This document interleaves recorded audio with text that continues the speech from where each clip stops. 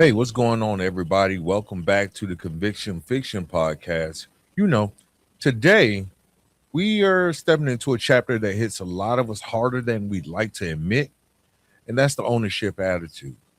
This is the mindset that says, I own you. You belong to me. You move when I say move. And you may not say it out loud, but your behavior really shows it. So this isn't just about relationships. This is about friendships. This is also about parenting, even leadership. This even shows up at work. It's about that instinct to control the world around us instead of learning to manage the world within us. So today we're going to dig deep. We're going to talk about responsibility, that ego, fear, and the kind of control that kills relationships long before the breakup ever happens. Welcome to the Conviction Fiction.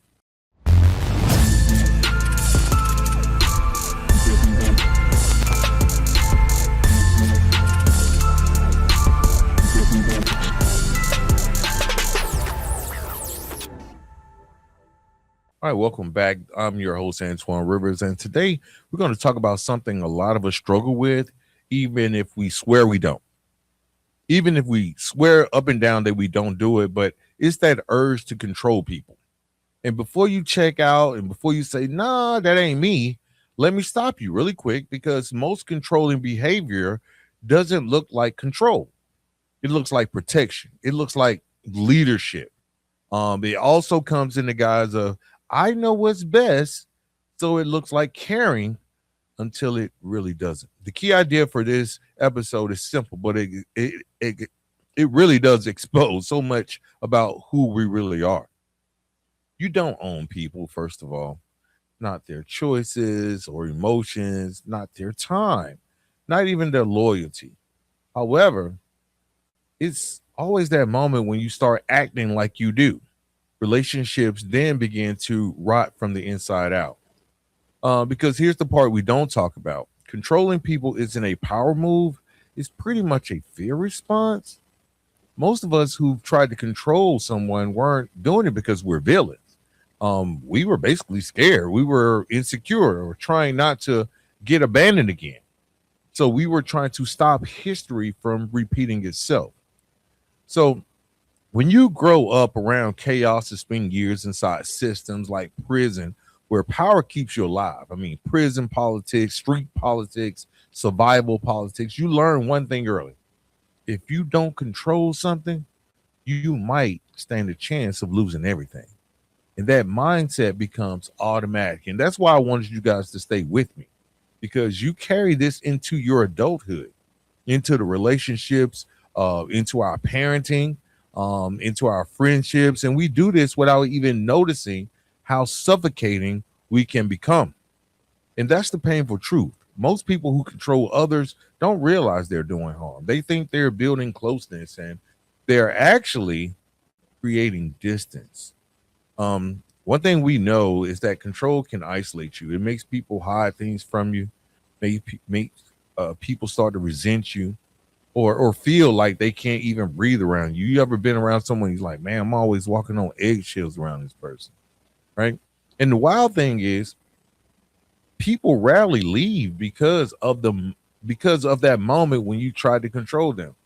They leave because of the thousands of small moments where they felt like they weren't allowed to exist as themselves. It's the tone that you use, the decisions you make for them, the expectations you never communicated but still enforced. It's like you have to approve everything. And those emotional reactions, when they set like boundaries, it can be dangerous. Now, control doesn't always look like yelling, right? That's one of the things that we sometimes surmise. Like if someone is controlling, they're yelling at you. Sometimes it looks like subtle pressure, or it may look like guilt, or that little message that you say, I'm just looking out for you, right? But anytime someone feels like they have to shrink to keep the peace, you're not protecting the relationship. You're actually draining it. And listen, I get it. For a lot of us, control was our seatbelt. For a lot of us, this is something that we never even addressed, right? It just stuck around and kept us from spinning out. It made us feel safe. It made us feel like nothing could catch us off guard because we were always hyper vigilant. But here's the thing: you cannot build love, trust, or real partnership from a place of fear. Now, it might feel like safety, but it almost guarantees loneliness. Letting go isn't weakness, man. It's respect. I always say that letting go is probably the humblest thing that you can do. It's saying that I honor you enough to let you be, even when it scares even me. And that's the foundation of healthy growth, guys. Healthy connection and a healthy version of you. You got to learn to let go. Now, when we get into this whole topic of the ownership attitude, we're talking about one of the most damaging and often hidden forms of irresponsibility. I mean, think about it. For our listeners out there today, have you ever thought about the ownership attitude? Have you ever had this belief that people belong to you? And this isn't always loud. It's not aggressive or obvious. Sometimes it's quite quiet. Sometimes it kind of sneaks up on you. It shows up in the name of love, but no matter how it shows up, it does the same thing every single time. And that's crush the humanity of the person on the receiving end. So let's break it down in like everyday language. I know we're talking about the ownership attitude, and a lot of times I dig over into that psychology of the criminal behavior and addictive personality. All right, so let's just break it down. Ownership attitude is what happens when someone thinks they have the right to dictate how another person moves. Maybe it's like what they wear or who they talk to. I don't think you shouldn't talk to them.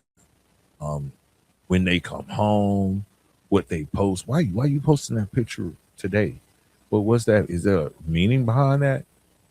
Even what they're allowed to dream about. You ever work been in a relationship? I know I have because it gets personal. I can remember I would exercise the ownership attitude. Well, my at the time the girl I was dating, she woke up and told me about a dream, and it was some weird dream, and um, in it I did something that either pissed her off or made her mad, or and she was like, "I woke up and I thought you did this," and my ownership attitude said, "Why are you dreaming about that anyway?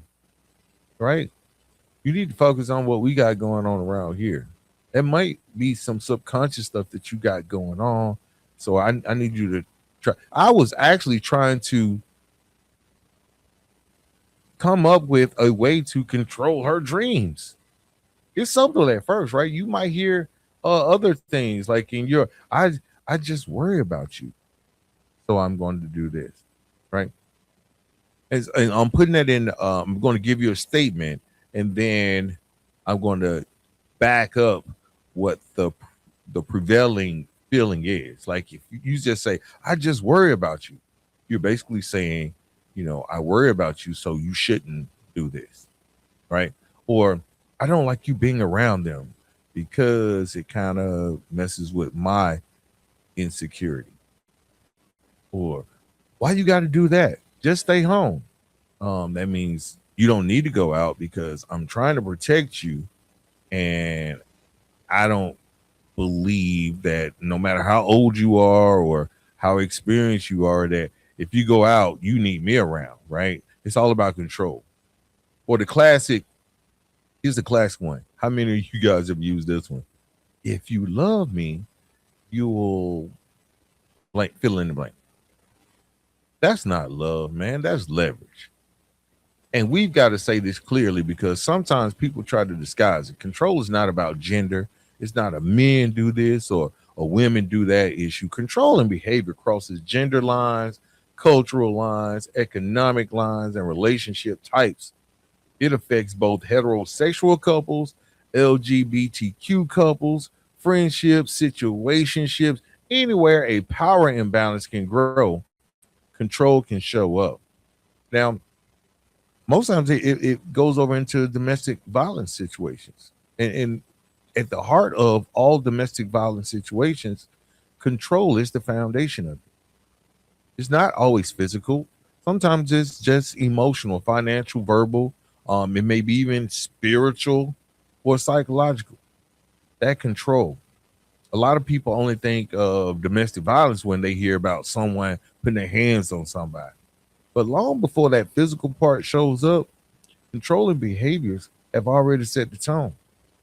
The biggest indicators of danger aren't bruises.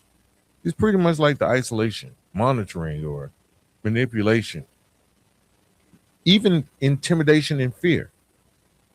All of those show up before the physical things can come to surface. And men can be controlling, women can be controlling, non-binary.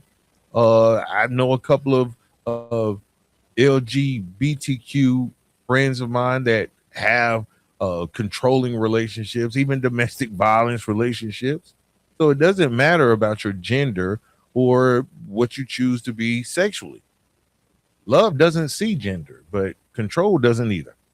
Nobody's immune from developing these patterns, and nobody's safe from being affected by them. What makes this even more complicated is that controlling behavior often gets mixed up with passion. People start believing things like jealousy, he's just jealous because he really care about me, or they just want to keep me to themselves. That ride or die culture that sometimes get romanticized, that's kind of control with a cute filter on it. It looks like loyalty, but it's really possession. It looks like commitment, but it's really confinement. And look, many controlling people aren't monsters. Some don't even recognize what they're doing. For some, it's learned behavior from childhood. Others, it's rooted in trauma, like abandonment or being betrayed. Sometimes rejection. And I'm going to just tell you, most of us, we came from environments where love always came with conditions. So we kind of grew up thinking control equals care. But when we are older, when we mature and go through these ups and downs of life, especially with the system aspect of it, most of my listeners have been in prison or know someone that has. Ownership attitude has one message underneath it all. I'm afraid of losing you, so I need power over you. And that's where the damage really happens because love without freedom isn't love, it's captivity. And control without accountability becomes abuse. So if you have to shrink yourself to keep someone happy, that's not partnership. That's not partnership. If you're scared to say no, that's not partnership. If you feel like you're walking on eggshells, that's again not partnership. That's not partnership at all. It doesn't matter who you are. It doesn't matter who you love. It doesn't matter your orientation, identity, or background. Healthy love, real love, lets both people breathe. And real love doesn't ask you to disappear. I often say this, I don't know what love is, but I know what it isn't. Right? Real love doesn't require you to surrender your identity. Right? A person choosing you freely is worth more than a person staying with you out of fear. And this ownership attitude is basically irresponsibility wrapped in insecurity. And until you confront it, you will repeat it. And no matter your gender, no matter your past, no matter what relationship structure you have, if you don't confront it, you are going to repeat it. And the goal here isn't to point fingers, it's about building awareness because once you can name control, you can stop it. And once you stop it, you make room for the kind of love and the kind of healing that actually makes a difference. We got to change the narrative on this because when we start talking about ownership and control, it's easy to think about other people, right? The ones that hurt us, the ones who tried to dictate our movements, or the ones who used love as a leash instead of a partnership. But real growth asks a harder question. When have you been the one doing the control? Has that ever happened? Have you ever been the one that tried to do the controlling? Now, a lot of us don't want to sit with that. It's kind of uncomfortable. It forces us to look at versions of ourselves that we are not too keen to brag about, right? It also forces one to admit that maybe you were not only hurt in your past, but you also caused hurt. And sometimes that truth hits harder than anything done to us. Let me be real with you for a moment. Um, I'm always real with you. I was married before. I was young, but youth isn't an excuse. It's an explain. It's an explanation, but not a justification. I can only use "I was young" as a reason when you don't know any better. But the moment you should know better, the moment someone tries to show you different, right? Something to show you different, staying the same becomes a choice. And back then, when it came to emotional maturity, communication, all the other understanding, responsibility, I wasn't choosing wisely. I'll be first to admit that I was not choosing wisely when it came to things like maturity or emotional maturity. I thought I was mature, but emotional maturity, understanding, responsibility, I didn't choose wisely when I was young, right? I wasn't putting hands on nobody. I wasn't screaming or throwing chairs, but control isn't always loud. Sometimes it whispers, sometimes it shows up as insecurity dressed in authority. Sometimes it came out in the form of questions that weren't really questions at all. They were demands. Where you at? That wasn't about concern. It was about fear. Oh, are you hanging with them? That wasn't about safety. It was about insecurity. Like, what could those people tell you about me that I felt threatened? Or I didn't answer the phone. It wasn't about urgency. It was about validation. That version of me, I thought leadership meant directing someone's steps. I thought, or that person, he thought. But that's what I thought, right? Putting it in third person here. But I thought responsibility meant making the decisions. Giving love meant expecting it back in the exact same form and getting frustrated when it didn't appear. And love doesn't work like that. And neither do people. Neither do people.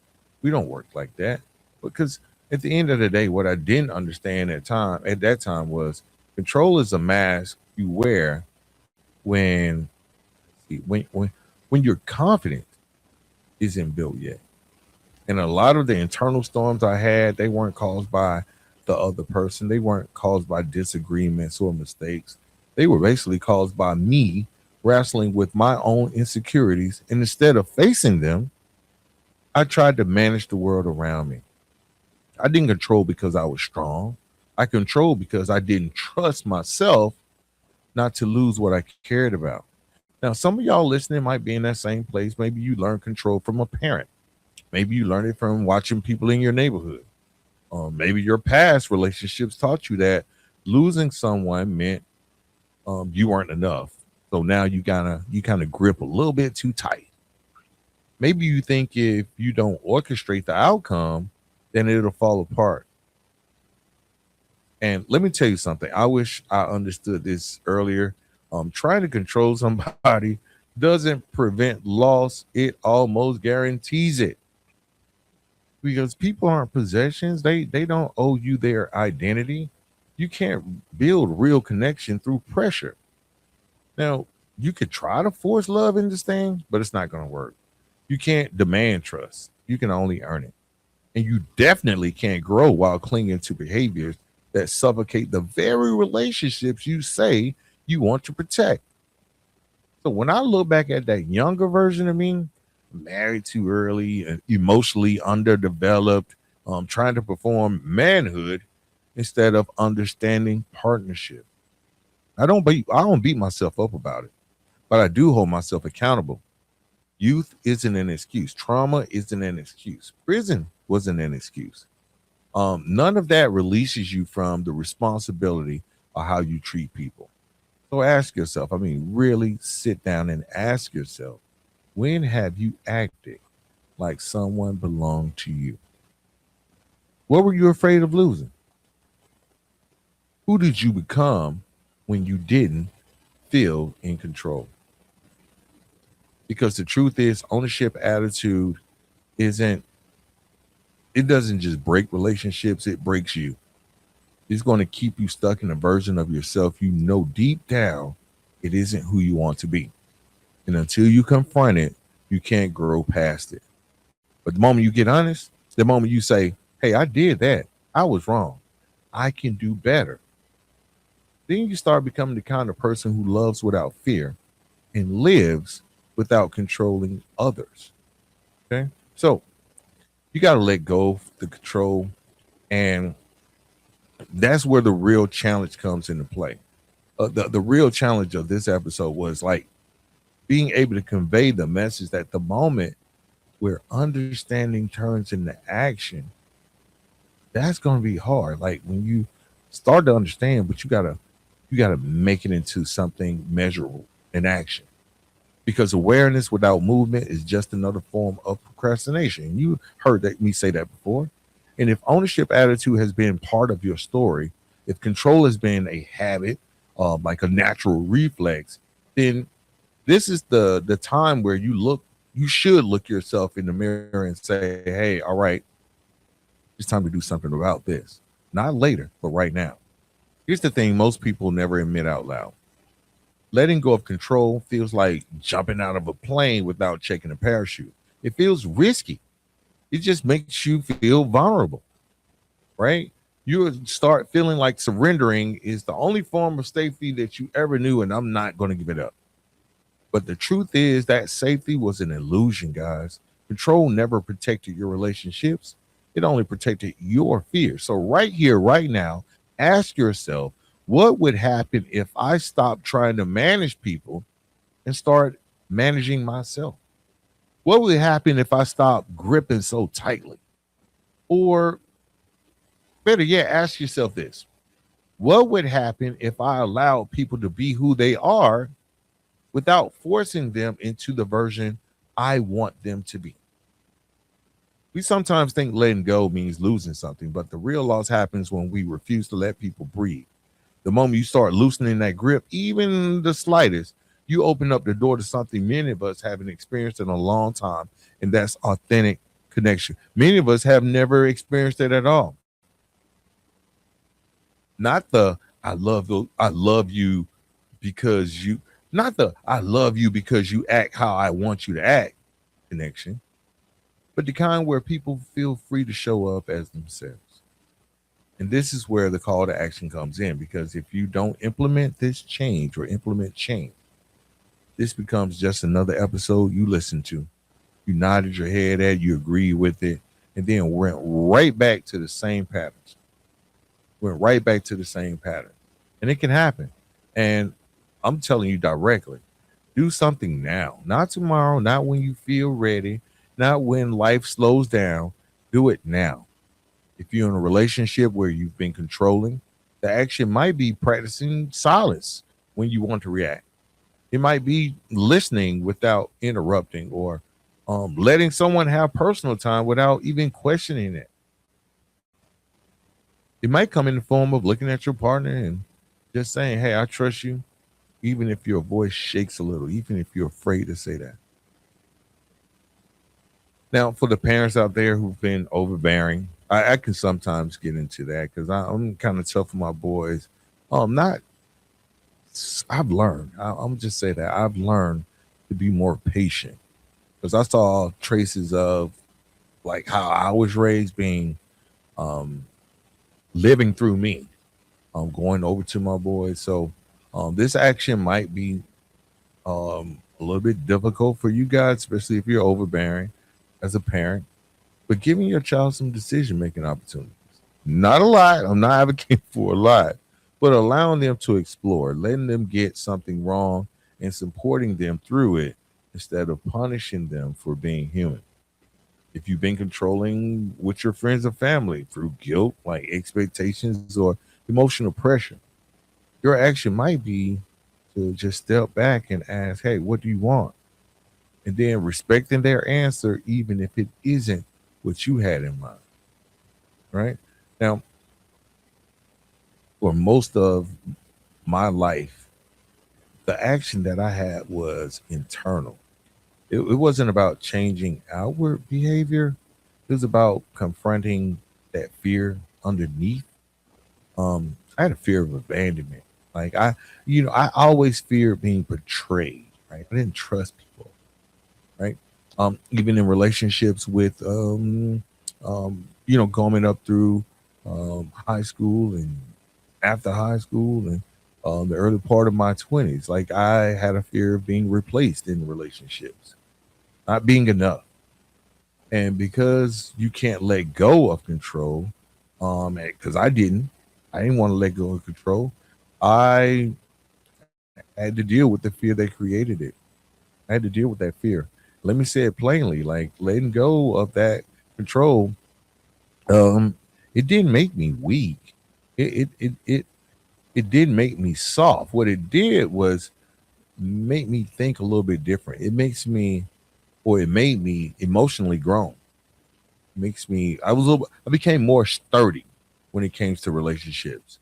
It made me capable of love that wasn't tied to insecurity. I was now becoming a person other people wanted to be around, not something or someone they felt obligated to tiptoe around. So if you want a better relationship, do something now. If you want to grow past those old habits, do something now, because you can't keep repeating the same patterns that cost you your peace. Right? This is that underlying work, right? Talk about the work behind fear, no turning back, and with the newest offering I have available on Amazon, turning forward. It's about we know about prison. We know the struggle.